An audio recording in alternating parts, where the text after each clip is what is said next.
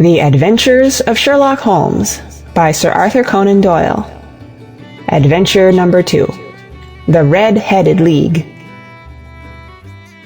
I had called upon my friend, Mr. Sherlock Holmes, one day in the autumn of last year, and found him in deep conversation with a very stout, florid-faced, elderly gentleman with fiery red hair.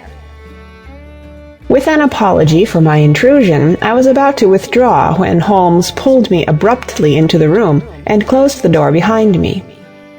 "You could not possibly have come at a better time, my dear Watson," he said cordially. "I was afraid that you were engaged." "So I am, very much so." "Then I can wait in the next room." "Not at all. This gentleman, Mr. Wilson, has been my partner and helper in many of my most successful cases, and I have no doubt that he will be of the utmost use to me in yours also." The stout gentleman half rose from his chair and gave a bob of greeting, with a quick little questioning glance from his small, fat, encircled eyes. "Try the settee," said Holmes, relapsing into his armchair and putting his fingertips together, as was his custom when in judicial moods. "I know, my dear Watson, that you share my love of all that is bizarre and outside the conventions and humdrum routine of everyday life. You have shown your relish for it by the enthusiasm which has prompted you to chronicle, and, if you will excuse my saying so, somewhat to embellish so many of my own little adventures. Your cases have indeed been of the greatest interest to me," I observed.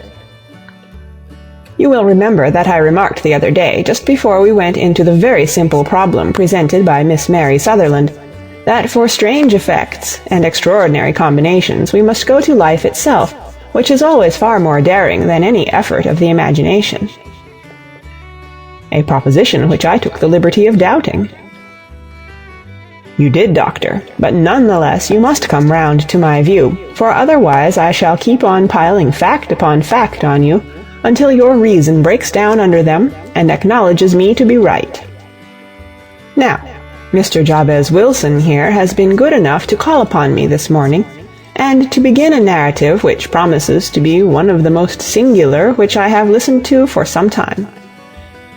You have heard me remark that the strangest and most unique things are very often connected not with the larger, but with the smaller crimes, and occasionally, indeed, where there is room for doubt whether any positive crime has been committed.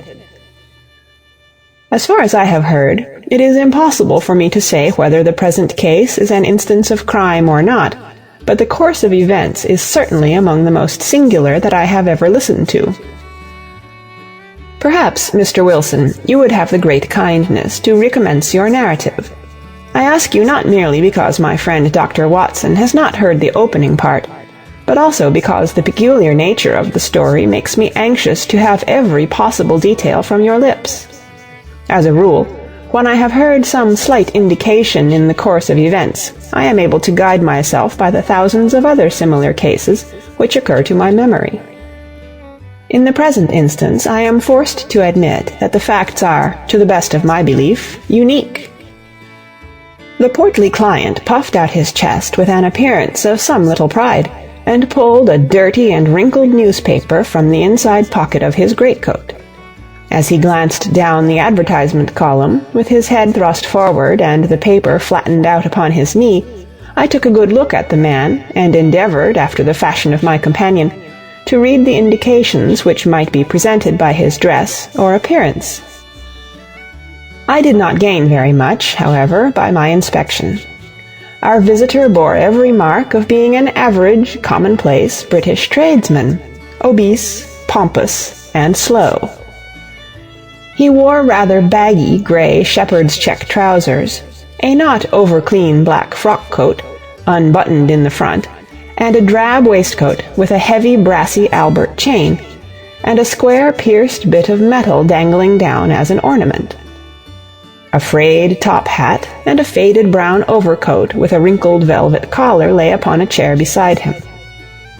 Altogether, look as I would, there was nothing remarkable about the man save his blazing red head, and the expression of extreme chagrin and discontent upon his features. Sherlock Holmes's quick eye took in my occupation, and he shook his head with a smile as he noticed my questioning glances. Beyond the obvious facts that he has at some time done manual labor, that he takes snuff, that he is a Freemason, that he has been in China, and that he has done a considerable amount of writing lately, I can deduce nothing else. Mr. Jabez Wilson started up in his chair, with his forefinger upon the paper, but his eyes upon my companion. "How, in the name of good fortune, did you know all that, Mr. Holmes?" he asked. "How did you know, for example, that I did manual labor? It's as true as gospel, for I began as a ship's carpenter." "Your hands, my dear sir. Your right hand is quite a size larger than your left. You have worked with it, and the muscles are more developed." "Well, the snuff, then, and the Freemasonry." "I won't insult your intelligence by telling you how I read that, especially as, rather against the strict rules of your order, you use an arc and compass breastpin." "Ah, of course, I forgot that. But the writing?" "What else can be indicated by that right cuff, so very shiny for 5 inches, and the left one with the smooth patch near the elbow where you rested upon the desk?" "Well, but China?" "The fish that you have tattooed immediately above your right wrist could only have been done in China. I have made a small study of tattoo marks, and have even contributed to the literature of the subject. That trick of staining the fish's scales of a delicate pink is quite peculiar to China. When, in addition, I see a Chinese coin hanging from your watch chain, the matter becomes even more simple." Mr. Jabez Wilson laughed heavily. "Well, I never," said he. "I thought at first that you had done something clever, but I see that there was nothing in it after all."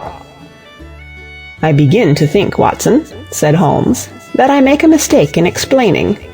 Omne ignotum pro magnifico, you know, and my poor little reputation, such as it is, will suffer shipwreck if I am so candid. Can you not find the advertisement, Mr. Wilson?" "Yes, I have got it now," he answered, with his thick red finger planted halfway down the column. "Here it is. This is what began it all. You just read it for yourself, sir." I took the paper from him and read as follows. "To the Red-Headed League.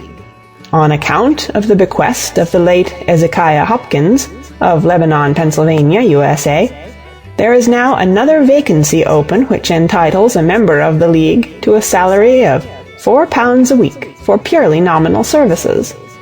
All red-headed men who are sound in body and mind and above the age of 21 years are eligible. Apply in person on Monday at 11 o'clock to Duncan Ross at the offices of the League, 7 Pope's Court, Fleet Street." "What on earth does this mean?" I ejaculated after I had twice read over the extraordinary announcement. Holmes chuckled and wriggled in his chair, as was his habit when in high spirits. "It is a little off the beaten track, isn't it?" said he. "And now, Mr. Wilson, off you go at scratch and tell us all about yourself, your household, and the effect which this advertisement had upon your fortunes. You will first make a note, Doctor, of the paper and the date." "It is the Morning Chronicle of April 27th, 1890, just 2 months ago." "Very good. Now, Mr. Wilson." "Well, it is just as I have been telling you, Mr. Sherlock Holmes," said Jabez Wilson, mopping his forehead. "I have a small pawnbroker's business at Coburg Square near the city. It's not a very large affair, and of late years it has not done more than just give me a living. I used to be able to keep 2 assistants, but now I only keep 1, and I would have a job to pay him but that he is willing to come for half wages, so as to learn the business."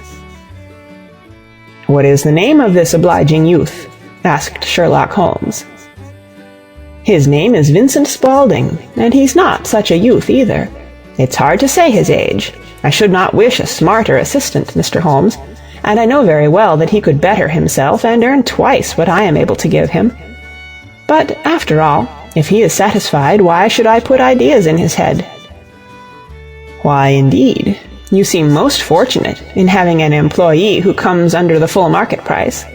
It is not a common experience among employers in this age. I don't know that your assistant is not as remarkable as your advertisement." "Oh, he has his faults, too," said Mr. Wilson. "Never was such a fellow for photography, snapping away with a camera when he ought to be improving his mind, and then diving down into the cellar like a rabbit into its hole to develop his pictures. That is his main fault. But on the whole he's a good worker. There's no vice in him." "He is still with you, I presume?" "Yes, sir. He and a girl of 14 who does a bit of simple cooking and keeps the place clean. That's all I have in the house, for I am a widower, and never had any family. We live very quietly, sir, the three of us, and we keep a roof over our heads and pay our debts, if we do nothing more." The first thing that put us out was that advertisement. Spaulding, he came down into the office just this day 8 weeks, with this very paper in his hand, and he says, "I wish to the Lord, Mr. Wilson, that I was a red-headed man." "Why's that?" I asks. "Why," says he, "here's another vacancy on the League of the Red-Headed Men. It's worth quite a little fortune to any man who gets it, and I understand that there are more vacancies than there are men, so that the trustees are at their wits' end what to do with the money. If my hair would only change color, here's a nice little crib all ready for me to step into." "Why, what is it then?" I asked. "You see, Mr. Holmes, I am a very stay-at-home man, and as my business came to me instead of my having to go to it, I was often 3 weeks on end without putting my foot over the doormat. In that way I didn't know much of what was going on outside, and I was always glad of a bit of news." "Have you never heard of the League of the Red-Headed Men?" he asked, with his eyes open. "Never." "Why, I wonder at that, for you are eligible yourself for one of the vacancies." "And what are they worth?" I asked. "Oh, merely a couple of hundred a year, but the work is slight, and it need not interfere very much with one's other occupations." Well, you can easily think that that made me prick up my ears, for the business has not been over good for some years, and an extra couple of hundred would have been very handy. "Tell me all about it," said I. "Well," said he, showing me the advertisement, "you can see for yourself that the League has a vacancy, and there is the address where you should apply for particulars.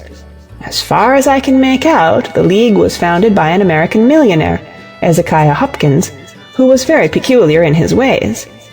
He was himself red-headed, and he had a great sympathy for all red-headed men, so when he died it was found that he had left his enormous fortune in the hands of trustees, with instructions to apply the interest to the providing of easy berths to men whose hair is of that color. From all I hear, it is splendid pay and very little to do." "But," said I, "there would be millions of red-headed men who would apply." "Not so many as you might think," he answered. "You see, it is really confined to Londoners and to grown men. This American had started from London when he was young, and he wanted to do the old town a good turn.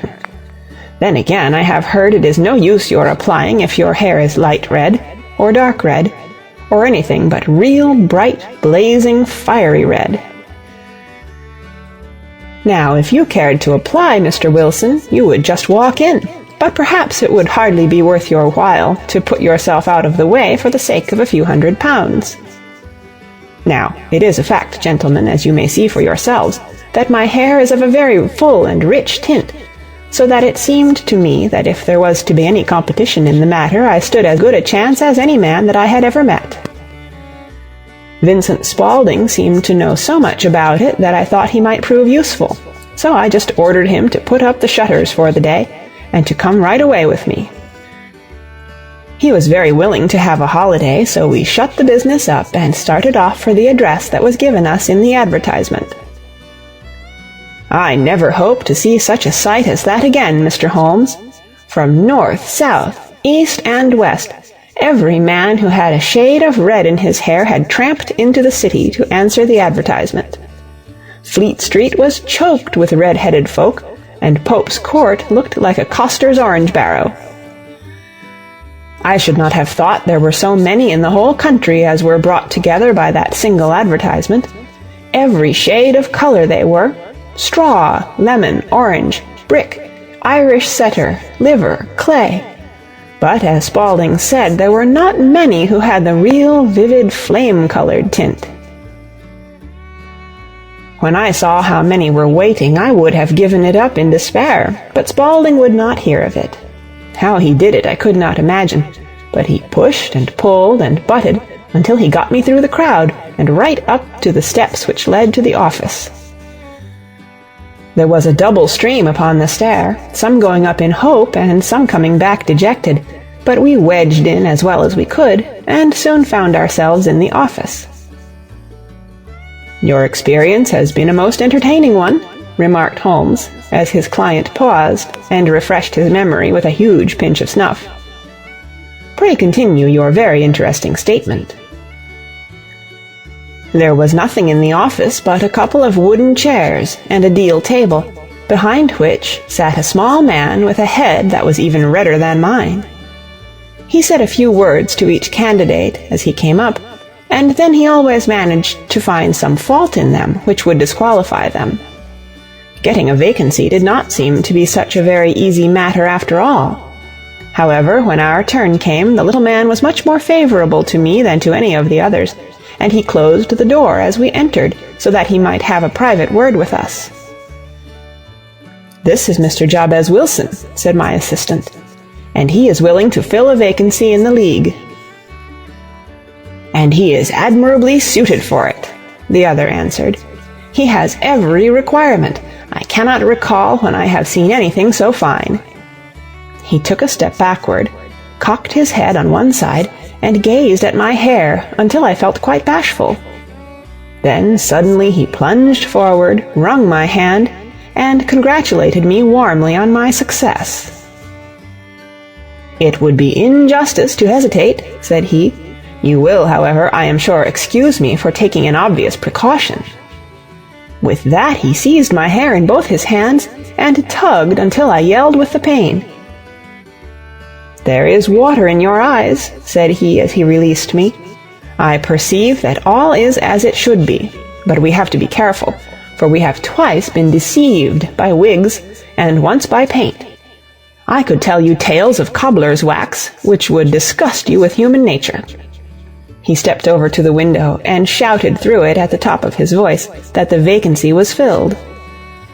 A groan of disappointment came up from below, and the folk all trooped away in different directions, until there was not a red head to be seen except my own, and that of the manager. "My name," said he, "is Mr. Duncan Ross, and I am myself one of the pensioners upon the fund left by our noble benefactor. Are you a married man, Mr. Wilson? Have you a family?" I answered that I had not. His face fell immediately. "Dear me," he said gravely, "that is very serious indeed. I am sorry to hear you say that." The fund was, of course, for the propagation and spread of the redheads as well as for their maintenance. "It is exceedingly unfortunate that you should be a bachelor." My face lengthened at this, Mr. Holmes, for I thought that I was not to have the vacancy after all, but after thinking it over for a few minutes he said that it would be all right. "In the case of another," said he, "the objection might be fatal, but we must stretch a point in favor of a man with such a head of hair as yours. When shall you be able to enter upon your new duties?" "Well, it is a little awkward, for I have a business already," said I. "Oh, never mind about that, Mr. Wilson," said Vincent Spaulding. "I should be able to look after that for you." "What would be the hours?" I asked. 10 to 2. Now, a pawnbroker's business is mostly done of an evening, Mr. Holmes, especially Thursday and Friday evening, which is just before payday, so it would suit me very well to earn a little in the mornings. Besides, I knew that my assistant was a good man, and that he would see to anything that turned up. "That would suit me very well," said I. "And the pay?" "Is £4 a week." "And the work?" "Is purely nominal." What do you call purely nominal? Well, you have to be in the office, or at least in the building, the whole time. If you leave, you forfeit your whole position forever. The will is very clear upon that point. You don't comply with the conditions if you budge from the office during that time. It's only 4 hours a day, and I should not think of leaving, said I. No excuse will avail, said Mr. Duncan Ross. Neither sickness, nor business, nor anything else. There you must stay, or you lose your billet. And the work? Is to copy out the Encyclopedia Britannica. There is the first volume of it in that press.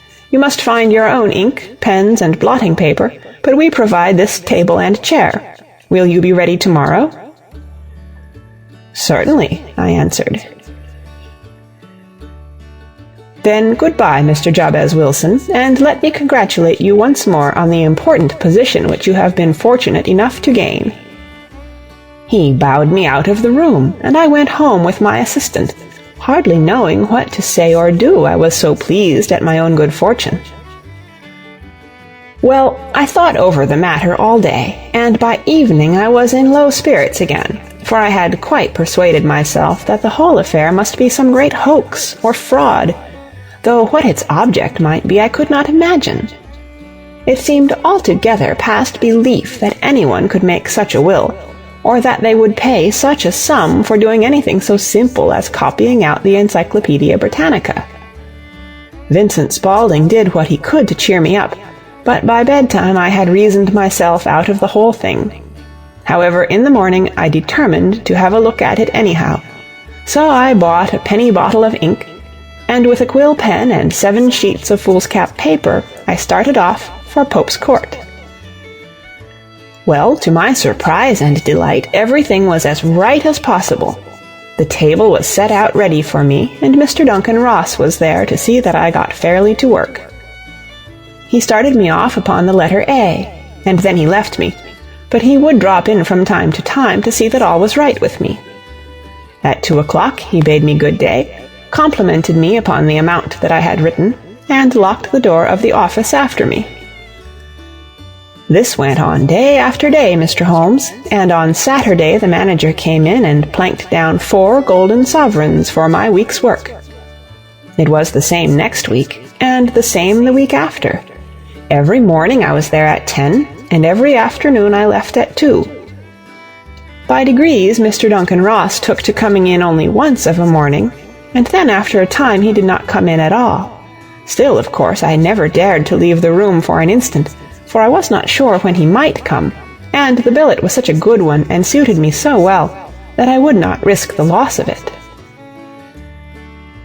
8 weeks passed away like this, and I had written about abbots, and archery, and armor, and architecture, and Attica, and hoped with diligence that I might get on to the bees before very long. It cost me something in foolscap, and I had pretty nearly filled a shelf with my writings. And then suddenly the whole business came to an end. To an end? Yes, sir, and no later than this morning. I went to my work as usual at 10 o'clock, but the door was shut and locked, with a little square of cardboard hammered on to the middle of the panel with a tack. Here it is, and you can read for yourself. He held up a piece of white cardboard about the size of a sheet of notepaper. It read in this fashion: "The Red-Headed League is dissolved. October 9, 1890.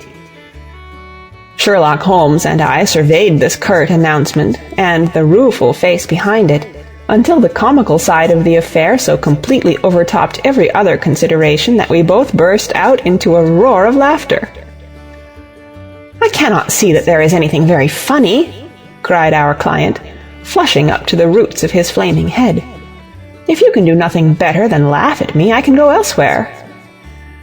"No, no," cried Holmes, shoving him back into the chair from which he had half risen. "I really wouldn't miss your case for the world. It is most refreshingly unusual, but there is, if you will excuse my saying so, something just a little funny about it.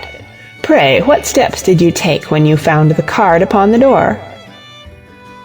"I was staggered, sir. I did not know what to do. Then I called at the offices round, but none of them seemed to know anything about it. Finally, I went to the landlord, who is an accountant living on the ground floor, and I asked him if he could tell me what had become of the Red-Headed League. He said that he had never heard of any such body. Then I asked him who Mr. Duncan Ross was. He answered that the name was new to him. "Well," said I, "the gentleman at number 4. "What, the red-headed man?" "Yes." "Oh," said he, "his name was William Morris. He was a solicitor and was using my room as a temporary convenience until his new premises were ready. He moved out yesterday." "Where could I find him?" "Oh, at his new offices. He did tell me the address. Yes, 17 King Edward Street, near St. Paul's." I started off, Mr. Holmes, but when I got to that address, it was a manufactory of artificial kneecaps, and no one in it had ever heard of either Mr. William Morris or Mr. Duncan Ross. "And what did you do then?" asked Holmes. "I went home to Saxe-Coburg Square, and I took the advice of my assistant. But he could not help me in any way. He could only say that if I waited I should hear by post. But that was not quite good enough, Mr. Holmes. I did not wish to lose such a place without a struggle, so, as I had heard that you were good enough to give advice to poor folk who were in need of it, I came right away to you." "And you did very wisely," said Holmes. "Your case is an exceedingly remarkable one, and I shall be happy to look into it. From what you have told me, I think that it is possible that graver issues hang from it than might at first sight appear." "Grave enough," said Mr. Jabez Wilson. "Why, I have lost £4 a week." "As far as you are personally concerned," remarked Holmes, "I do not see that you have any grievance against this extraordinary league. On the contrary, you are, as I understand, richer by some £30, to say nothing of the minute knowledge which you have gained on every subject which comes under the letter A. You have lost nothing by them." "No, sir, but I want to find out about them and who they are and what their object was in playing this prank, if it was a prank, upon me. It was a pretty expensive joke for them, for it cost them £32. "We shall endeavor to clear up these points for you. And first, 1 or 2 questions, Mr. Wilson. This assistant of yours who first called your attention to the advertisement, how long had he been with you?" "About a month, then." "How did he come?" "In answer to an advertisement." "Was he the only applicant?" "No, I had a dozen." "Why did you pick him?" "Because he was handy and would come cheap." "At half wages, in fact?" "Yes." "What is he like, this Vincent Spaulding?" "Small, stout-built, very quick in his ways, no hair on his face, though he's not short of 30, has a white splash of acid upon his forehead." Holmes sat up in his chair in considerable excitement. "I thought as much," said he. "Have you ever observed that his ears are pierced for earrings?" "Yes, sir. He told me that a gypsy had done it for him when he was a lad." Said Holmes, sinking back in deep thought. "He is still with you?" "Oh, yes, sir. I have only just left him."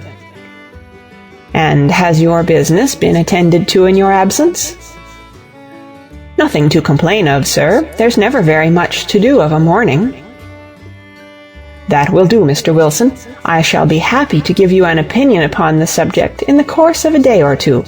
Today is Saturday, and I hope that by Monday we may come to a conclusion." "Well, Watson," said Holmes, when our visitor had left us, "what do you make of it all?"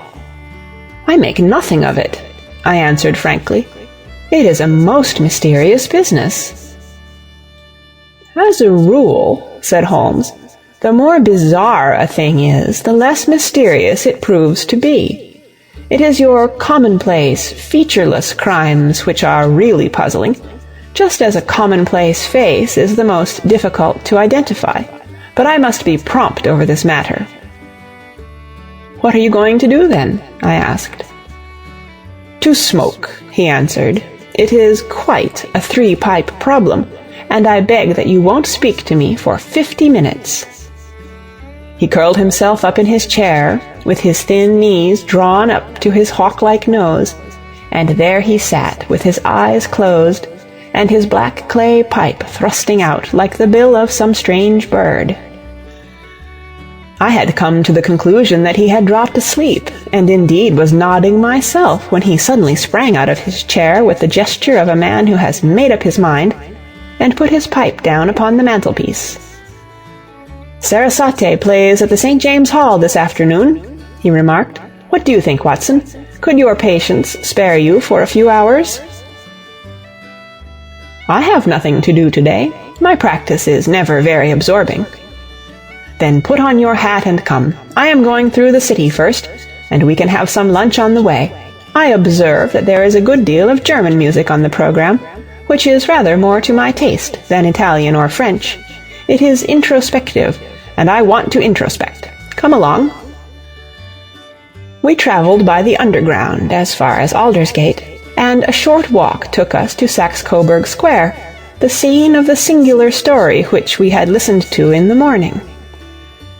It was a poky, little, shabby-genteel place, where 4 lines of dingy 2-storied brick houses looked out into a small, railed-in enclosure, where a lawn of weedy grass and a few clumps of faded laurel bushes made a hard fight against a smoke-laden and uncongenial atmosphere. 3 gilt balls and a brown board with "Jabez Wilson" in white letters upon a corner house announced the place where our red-headed client carried on his business. Sherlock Holmes stepped in front of it with his head on one side, and looked it all over, with his eyes shining brightly between puckered lids. Then he walked slowly up the street, and then down again to the corner, still looking keenly at the houses. Finally he returned to the pawnbroker's, and, having thumped vigorously upon the pavement with his stick 2 or 3 times, he went up to the door and knocked. It was instantly opened by a bright-looking, clean-shaven young fellow, who asked him to step in. "Thank you," said Holmes. "I only wished to ask you how you would go from here to the Strand." "Third right, fourth left," answered the assistant promptly, closing the door. "Smart fellow, that," observed Holmes as we walked away. "He is, in my judgment, the 4th smartest man in London, and for daring I am not sure that he has not a claim to be 3rd. I have known something of him before." "Evidently," said I, "Mr. Wilson's assistant counts for a good deal in this mystery of the Red-Headed League. I am sure that you inquired your way merely in order that you might see him." "Not him." "What then?" "The knees of his trousers." "And what did you see?" "What I expected to see." "Why did you beat the pavement?" "My dear doctor, this is a time for observation, not for talk. We are spies in an enemy's country. We know something of Saxe-Coburg Square. Let us now explore the parts which lie behind it." The road in which we found ourselves as we turned round the corner from the retired Saxe-Coburg Square presented as great a contrast to it as the front of a picture does to the back. It was one of the main arteries which conveyed the traffic of the city to the north and west. The roadway was blocked with the immense stream of commerce flowing in a double tide inward and outward, while the footpaths were black with the hurrying swarm of pedestrians. It was difficult to realize, as we looked at the line of fine shops and stately business premises, that they really abutted on the other side upon the faded and stagnant square which we had just quitted. "Let me see," said Holmes, standing at the corner and glancing along the line. "I should like just to remember the order of the houses here. It is a hobby of mine to have an exact knowledge of London. There is Mortimer's, the tobacconist, the little newspaper shop, the Coburg branch of the City and Suburban Bank, the Vegetarian Restaurant, and McFarland's Carriage Building Depot. That carries us right on to the other block. And now, Doctor, we've done our work, so it's time we had some play. A sandwich and a cup of coffee, and then off to Violin Land, where all is sweetness and delicacy and harmony, and there are no red-headed clients to vex us with their conundrums. My friend was an enthusiastic musician, being himself not only a very capable performer, but a composer of no ordinary merit. All the afternoon he sat in the stalls, wrapped in the most perfect happiness, gently waving his long, thin fingers in time to the music, while his gently smiling face and his languid, dreamy eyes were as unlike those of Holmes the sleuth-hound, Holmes the relentless, keen-witted, ready-handed criminal agent, as it was possible to conceive. In his singular character, the dual nature alternately asserted itself, and his extreme exactness and astuteness represented, as I have often thought, the reaction against the poetic and contemplative mood which occasionally predominated in him.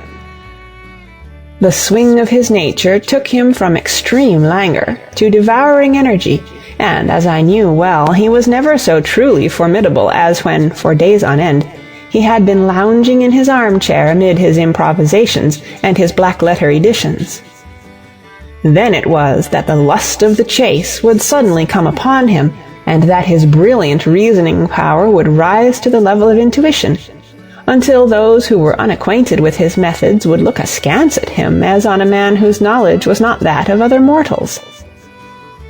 When I saw him that afternoon so enwrapped in the music at St. James's Hall, I felt that an evil time might be coming upon those whom he had set himself to hunt down.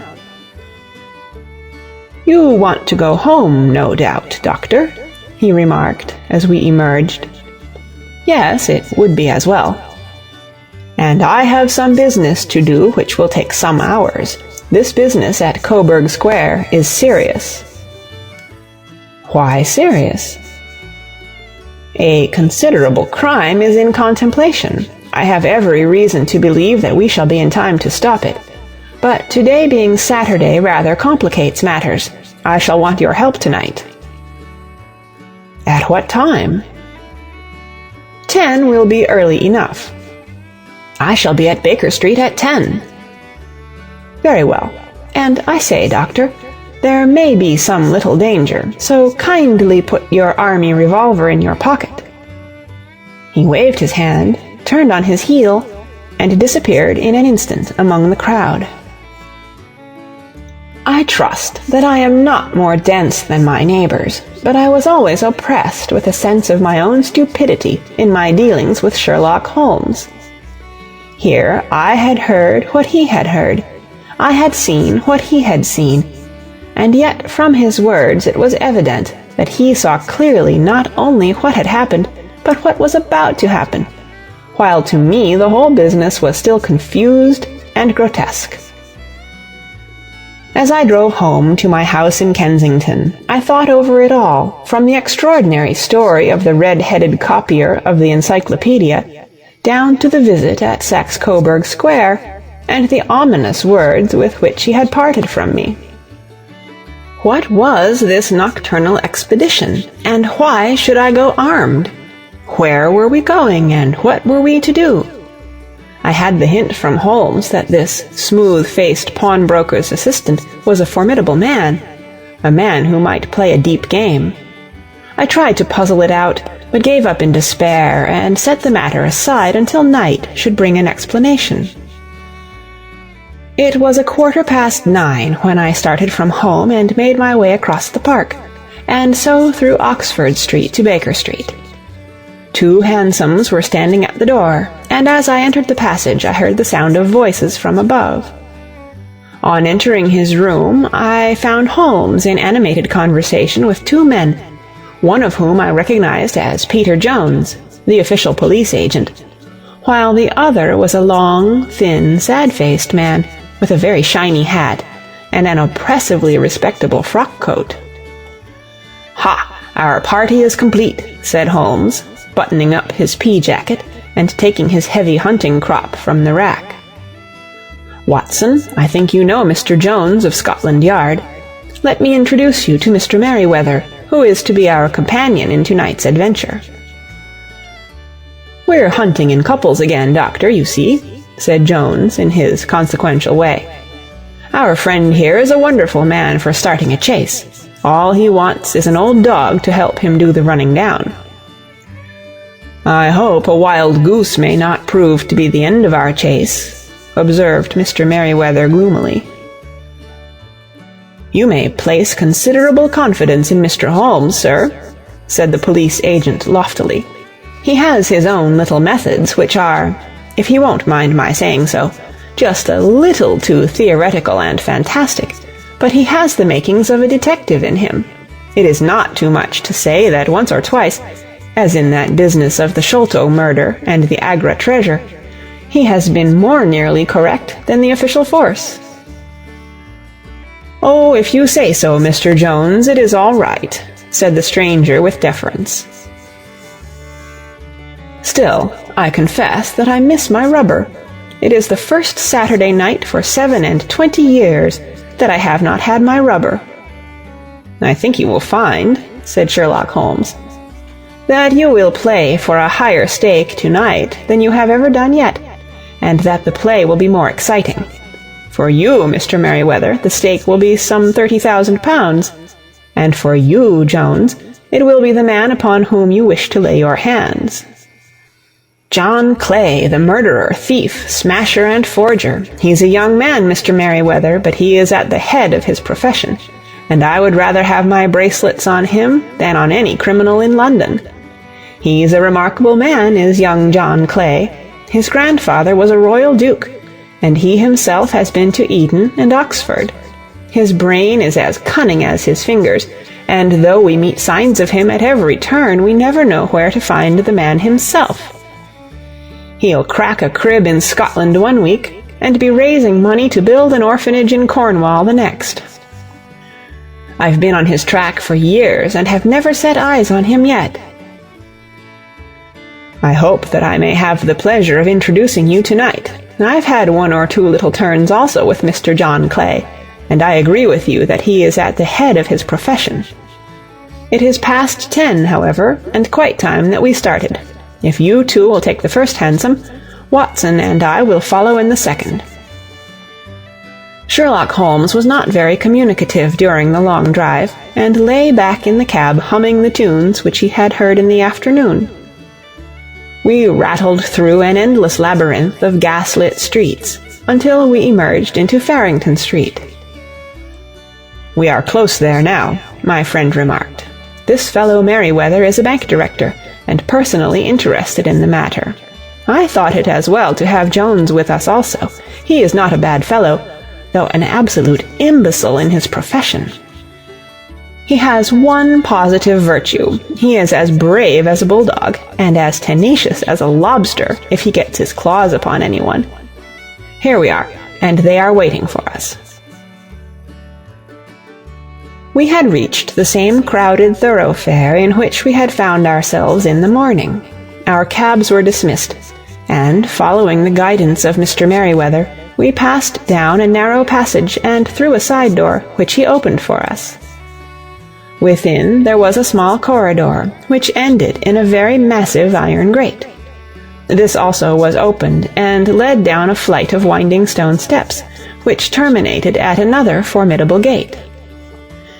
Mr. Merryweather stopped to light a lantern, and then conducted us down a dark, earth-smelling passage, and so, after opening a third door, into a huge vault or cellar, which was piled all round with crates and massive boxes. "You are not very vulnerable from above," Holmes remarked as he held up the lantern and gazed about him. "Nor from below," said Mr. Merryweather, striking his stick upon the flags which lined the floor. "Why, dear me, it sounds quite hollow," he remarked, looking up in surprise. "I must really ask you to be a little more quiet," said Holmes severely. "You have already imperiled the whole success of our expedition, might I beg that you would have the goodness to sit down upon one of those boxes, and not to interfere?" The solemn Mr. Merryweather perched himself upon a crate, with a very injured expression upon his face, while Holmes fell upon his knees upon the floor, and, with the lantern and a magnifying lens, began to examine minutely the cracks between the stones. A few seconds sufficed to satisfy him, for he sprang to his feet again, and put his glass in his pocket. "We have at least an hour before us," he remarked, "for they can hardly take any steps until the good pawnbroker is safely in bed. Then they will not lose a minute, for the sooner they do their work, the longer time they will have for their escape.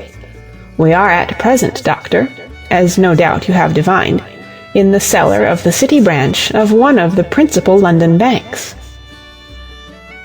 Mr. Merryweather is the chairman of directors, and he will explain to you that there are reasons why the more daring criminals of London should take a considerable interest in this cellar at present." "It is our French gold," whispered the director. "We have had several warnings that an attempt might be made upon it." "Your French gold?" "Yes. We had occasion some months ago to strengthen our resources, and borrowed for that purpose 30,000 Napoleons from the Bank of France. It has become known that we have never had an occasion to unpack the money, and that it is still lying in our cellar. The crate upon which I sit contains 2,000 Napoleons, packed between layers of lead foil. Our reserve of bullion is much larger at present than is usually kept in a single branch office, and the directors have had misgivings upon the subject." "Which were very well justified," observed Holmes. "And now it is time that we arranged our little plans. I expect that within an hour matters will come to a head. In the meantime, Mr. Merryweather, we must put the screen over that dark lantern." "And sit in the dark?" "I am afraid so. I had brought a pack of cards in my pocket, and I thought that, as we were a partie carrée, you might have your rubber after all. But I see that the enemy's preparations have gone so far that we cannot risk the presence of a light. And first of all we must choose our positions. These are daring men, and though we shall take them at a disadvantage, they may do us some harm unless we are careful. I shall stand behind this crate, and do you conceal yourselves behind those. Then, when I flash a light upon them, close in swiftly. If they fire, Watson, have no compunction about shooting them down." I placed my revolver, cocked, upon the top of the wooden case behind which I crouched. Holmes shot the slide across the front of his lantern, and left us in pitch darkness. Such an absolute darkness as I have never before experienced. The smell of hot metal remained to assure us that the light was still there, ready to flash out at a moment's notice. To me, with my nerves worked up to a pitch of expectancy, there was something depressing and subduing in the sudden gloom, and in the cold, dank air of the vault. "They have but one retreat," whispered Holmes. "That is back through the house into Saxe-Coburg Square. I hope that you have done what I asked you, Jones." "I have an inspector and 2 officers waiting at the front door." "Then we have stopped all the holes, and now we must be silent and wait." What a time it seemed! From comparing notes afterwards, it was but an hour and a quarter, yet it appeared to me that the night must have almost gone, and the dawn be breaking above us. My limbs were weary and stiff, for I feared to change my position, yet my nerves were worked up to the highest pitch of tension, and my hearing was so acute that I could not only hear the gentle breathing of my companions, but I could distinguish the deeper, heavier in-breath of the bulky Jones from the thin, sighing note of the bank director. From my position I could look over the case in the direction of the floor. Suddenly my eyes caught the glint of a light.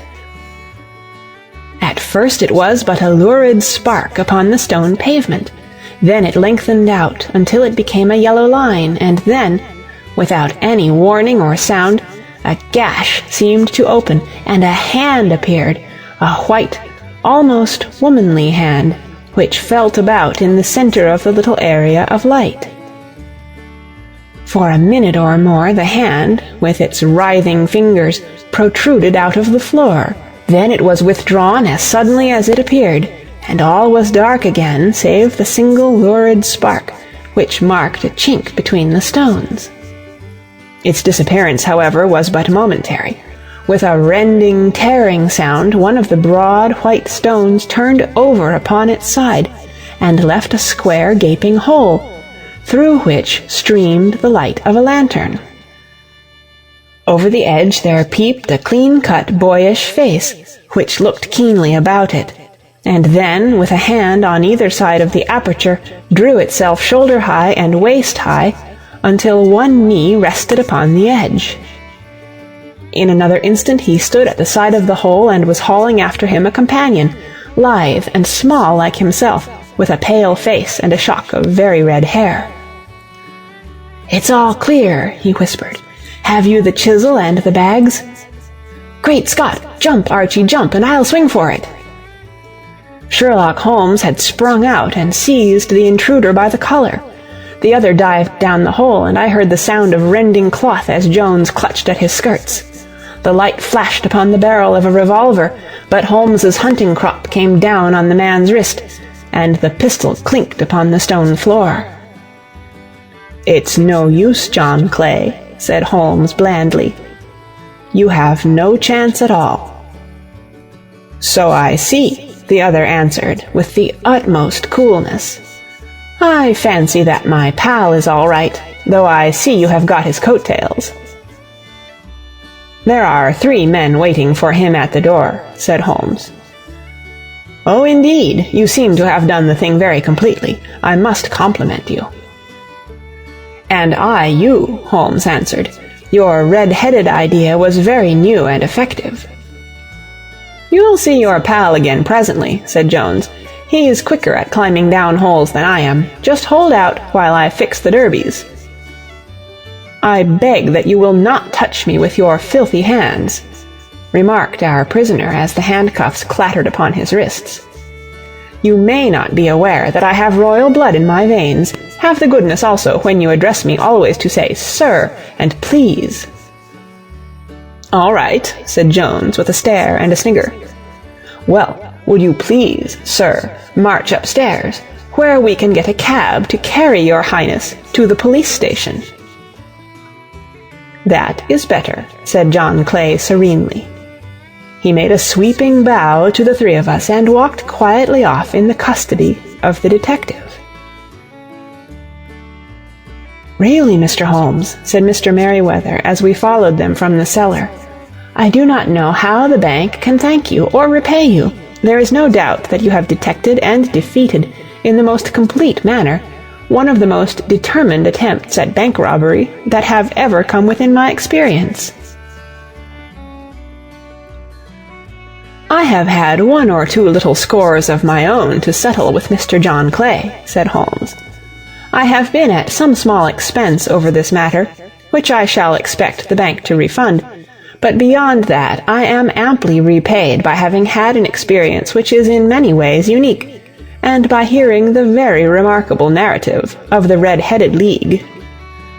You see, Watson," he explained in the early hours of the morning as we sat over a glass of whiskey and soda in Baker Street, "it was perfectly obvious from the first that the only possible object of this rather fantastic business for the advertisement of the League and the copying of the encyclopedia must be to get this not over-bright pawnbroker out of the way for a number of hours every day. It was a curious way of managing it, but really it would be difficult to suggest a better. The method was no doubt suggested to Clay's ingenious mind by the color of his accomplice's hair. The £4 a week was a lure which must draw him, and what was it to them who were playing for thousands? They put in the advertisement, one rogue has the temporary office, the other rogue incites the man to apply for it, and together they manage to secure his absence every morning in the week. From the time that I heard of the assistant having come for half wages, it was obvious to me that he had some strong motive for securing the situation. But how could you guess what the motive was? Had there been a woman in the house, I should have suspected a mere vulgar intrigue. That, however, was out of the question. The man's business was a small one, and there was nothing in his house which could account for such elaborate preparations, and such an expenditure as they were at. It must, then, be something out of the house. What could it be? I thought of the assistant's fondness for photography, and his trick of vanishing into the cellar. The cellar! There was the end of this tangled clue. Then I made inquiries as to this mysterious assistant, and found that I had to deal with one of the coolest and most daring criminals in London. He was doing something in the cellar, something which took many hours a day for months on end. What could it be, once more? I could think of nothing save that he was running a tunnel to some other building. So far I had got when we went to visit the scene of action. I surprised you by beating upon the pavement with my stick. I was ascertaining whether the cellar stretched out in front or behind. It was not in front. Then I rang the bell, and as I hoped, the assistant answered it. We have had some skirmishes, but we had never set eyes upon each other before. I hardly looked at his face. His knees were what I wished to see. You must yourself have remarked how worn, wrinkled, and stained they were. They spoke of those hours of burrowing. The only remaining point was what they were burrowing for. I walked round the corner, saw the City and Suburban Bank abutted on our friend's premises, and felt that I had solved my problem. When you drove home after the concert, I called upon Scotland Yard and upon the chairman of the bank directors, with the result that you have seen. And how could you tell that they would make their attempt tonight? I asked. Well, when they closed their league offices, that was a sign that they cared no longer about Mr. Jabez Wilson's presence. In other words, that they had completed their tunnel. But it was essential that they should use it soon, as it might be discovered, or the bullion might be removed. Saturday would suit them better than any other day, as it would give them 2 days for their escape. For all these reasons I expected them to come tonight. You reasoned it out beautifully, I exclaimed in unfeigned admiration. It is so long a chain, and yet every link rings true. It saved me from ennui, he answered, yawning. Alas, I already feel it closing in upon me. My life is spent in one long effort to escape from the commonplaces of existence. These little problems help me to do so. And you are a benefactor of the race, said I. He shrugged his shoulders. Well, perhaps after all it is of some little use, he remarked. L'homme, c'est rien, l'ouvre c'est tout, as Gustave Flaubert wrote to George Sand. End of adventure number 2.